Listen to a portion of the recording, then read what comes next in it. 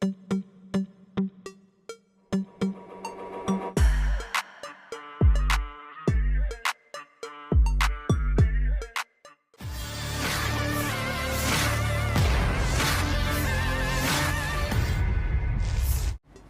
persatu benteng milik infanteri angkatan bersenjata Ukraina diduduki anggota militer Vladimir Putin. Seperti yang terlihat dalam rekaman yang ramai beredar di Telegram pada Minggu 3 Maret 2024. Dalam rekaman tersebut menampilkan cara kerja tempur pasukan Moskow dalam melayangkan serangannya ke posisi lawan. Tampak kendaraan lapis baja Rusia menerima sejumlah serangan dari darat dan udara. Diketahui sebelumnya unit Brigade ke-5 Rusia dalam misi menyerbu kota benteng angkatan bersenjata Ukraina di Krasnogorovka yang terletak di antara Donetsk dan Marinka, seperti yang terekam jelas dalam video.